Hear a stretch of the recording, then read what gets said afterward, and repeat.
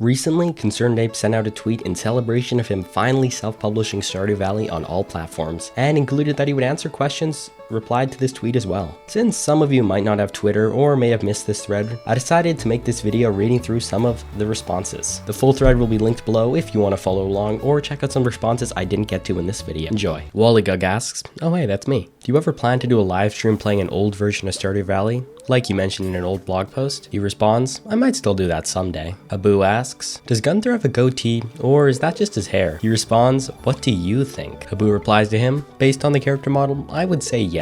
If you don't know, there was recently a Reddit post going around where it was asking whether or not Gunther had a goatee or it was just the weird angle. Zerakur asks, can Stardew Valley music be used in YouTube videos? And if yes, can the videos be monetized? There's such good background songs. Would love to know. Yeah, I don't really mind if individual YouTubers use the music for their background or whatever. I guess if a big company was using music for an advertisement or something, I would mind. So it's kind of a case-by-case basis. But if you're just a person making YouTube videos, I don't mind. Well, that's good. Lucina asks, who is your favorite bachelor/bachelorette and who is your favorite non-romanceable NPC? I guess it's kind of an odd question, but I'm curious. Concerned Ape responds, if I picked a favorite, it could cause a rift in the Stardew Valley community. And this is absolutely true.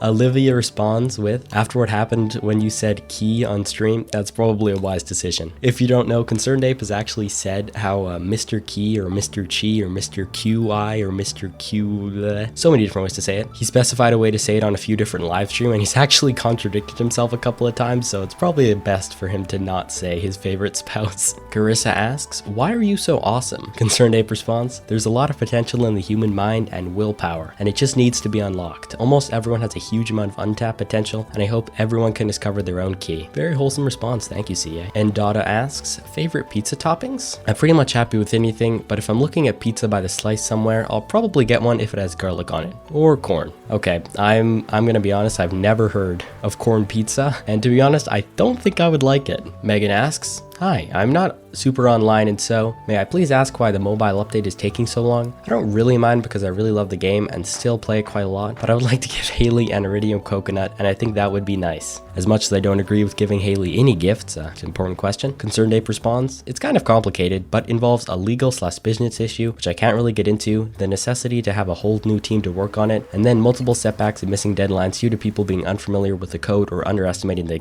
difficulty. If you don't know, Concerned Ape initially had a certain company port Stardew Valley to mobile, but he had to get a new one for the 1.5 update for unknown reasons. Revolutionary Me asks, I was wondering if you ever give characters in Stardew Valley that are more of an NPC and expand. Example, Gunther and Marlin perhaps. Maybe giving characters like Willy a romance option. I relate more to the older bachelors and bachelorettes. Thank you for listening to us. Concerned Ape responds, I'm open to adding more stories to NPCs and even making some marriageable. It's more of a question of if I have the time, willpower, and ideas for how to expand them. I'm not opposed to the idea though. Kaya4114 responds, I just really want to learn more about Gunther, like a backstory, who he is, how he came to Pelican Town, just more info. I'm open for more marriageable people too, but I would really love to know is more post-marriage content, if anything regarding that aspect. And I completely agree. I think, one, I would like to know more about Gunther, and I also like a bit more content after marriage, but you know, who doesn't really want that? And like he says, it's not really it's not that he doesn't want to, it's just that he doesn't have the time. Sierra asks, probably already asked, but I cannot find anything. But will you be updating Stardew any further in the future? Also, did Stardew turn out the way you had planned it to, or did it exceed your expectations? Concerned Ape responds, it may have more content upgrades, but not guaranteeing anything at this point. And yeah, it has exceeded my expectations beyond my wildest dreams many times over. Rick Garrido asks, are we alone in the universe? Concerned Ape responds simply with, no. Wow, okay. J. Russ asks, first off, thank you for this awesome game. Second, any chance for a close friend type thing in Stardew Valley so we can see the end of all storylines in one playthrough without having to marry everyone? Concerned Ape responds with, I would like to do that, but the problem is that the 10 and 14 heart cutscenes are made with the assumptions that you are romantically involved with a character. In order to do that, I have to make friend versions of every character's final events, which would be a lot of work. Katie asks, thank you for all your continued hard work. Do you have any content updates planned for Stardew Valley or Haunted Chocolatier news? I'm sure Haunted Chocolatier has taken up a lot of your time, but wasn't sure what the future is for Stardew Valley. Also stoked to see development continue on Haunted Chocolatier and how it develops. Concerned Ape responds, well, there is actually a mostly modding related update in the works for Stardew Valley, which should ultimately make modding the game way easier, more flexible, and deep. May also be some new content in this update. Sir Cabbage replies to Concerned Ape saying, the 64-bit patch alone did so much for modding. I've been able to stably install pretty much every major mod at once, and all it does is slow down Smappy's load times a bit. Can't wait to see what else modders can do next. Can't wait to throw you money for Haunted Chocolatier. Completely agree, Sir Cabbage. Cannot wait to buy Haunted Chocolatier myself. Fang asks, what advice and resource recommendations would you give to someone new to game development? Concerned Ape says, make the game that you love, that you are so excited to work on that you will jump over any hurdle to bring it to life. The actual software or approach you use is not so important. If you have the drive, you'll find a way. Creatively Jake replies, you're an inspiration, Heart. Hopefully one day I'll know what I want to make. Find an idea and hold on to that spark, rather than throwing it aside. Very motivational, Concerned Ape. Thank you, man.